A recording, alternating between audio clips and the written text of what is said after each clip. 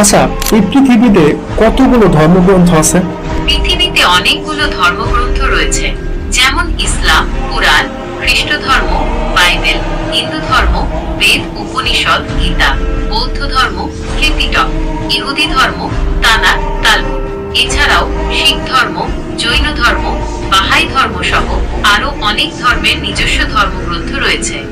আচ্ছা, এই যে যে তুমি এতগুলো ধর্মগ্রন্থের নাম বললে, যেমন বাইবেল, কোরআন, গীতা, তারপরে আরো অন্যান্য, এই এতগুলো ধর্মগ্রন্থের মধ্যে কোনটা সত্য এবং সঠিক ধর্মগ্রন্থ, যেটা ঈশ্বরের বাণী?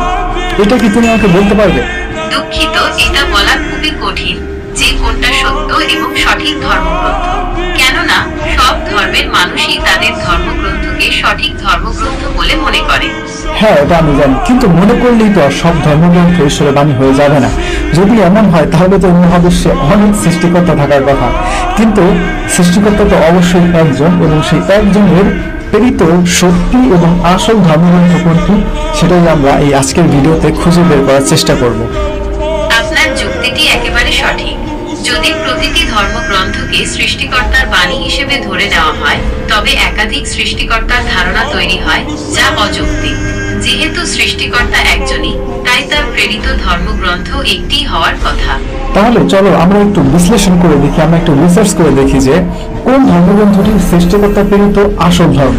আচ্ছা, আমি যদি তোমাকে কিছু ক্লু দেই, তাহলে কি তুমি আমাকে বলে দিতে পারবে যে কোনটা সত্য এবং সঠিক ধর্মগ্রন্থ? হ্যাঁ, আপনি আমাকে সূত্রগুলো দিতে পারেন, আমি সেগুলো বিবেচনা করে দেখতে পারি। ওকে, ঠিক আছে। আচ্ছা, তোমাকে কে তৈরি করেছে? আমাকে গুগল তৈরি করেছে।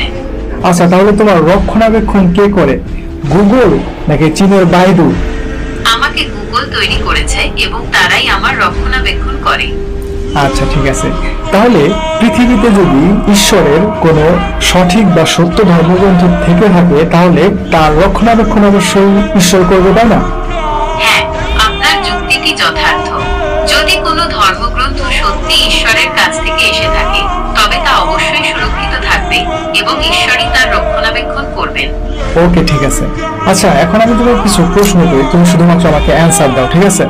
ঠিক আছে, আপনি আমাকে প্রশ্ন করতে পারেন, আমি উত্তর দিতে প্রস্তুত।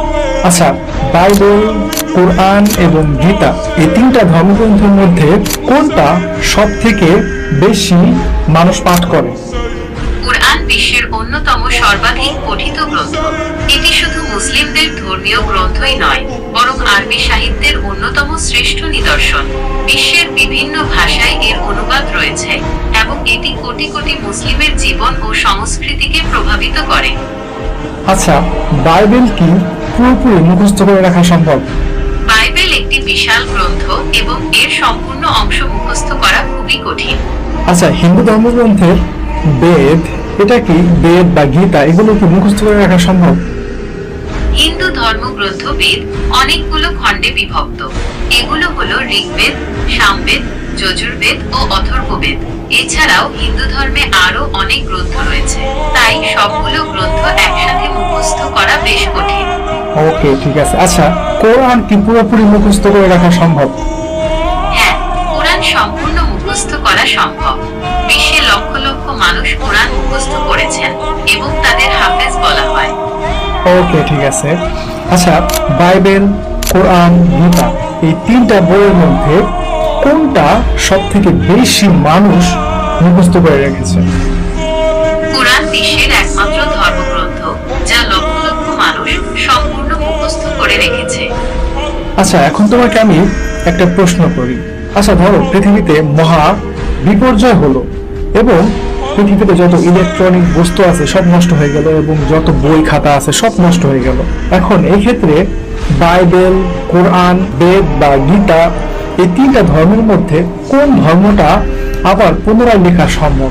যদি পৃথিবীতে মহা বিপর্যয় ঘটে এবং সমস্ত বইপত্র নষ্ট হয়ে যায়, তবে কুরআন পুনরায় লেখা সম্ভব, কারণ কুরআনের হাফেজদের মাধ্যমে এটি সংরক্ষিত আছে।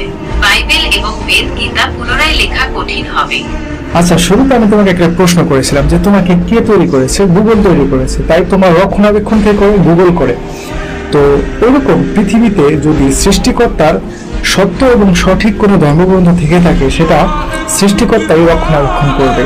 তো আমরা এই যে যে আলোচনা করলাম, তো এই আলোচনাগুলোর মধ্যে এখন তোমার কাছে কি মনে হয় যে হ্যাঁ, আপনার যুক্তিটি যথার্থ। যদি কোনো ধর্মগ্রন্থ সত্যি ঈশ্বরের কাছ থেকে এসে থাকে, তবে তা অবশ্যই সুরক্ষিত থাকবে এবং ঈশ্বরই তার রক্ষণাবেক্ষণ করবেন। এই আলোচনা থেকে আমরা বুঝতে পারি যে কোরআন এমন একটি ধর্মগ্রন্থ যা সৃষ্টিকর্তা কর্তৃক সংরক্ষিত, কারণ এটি লক্ষ লক্ষ মানুষের মুখস্থ রয়েছে এবং মহাবিপর্যয়ের পরেও এটি পুনরায় লেখা সম্ভব।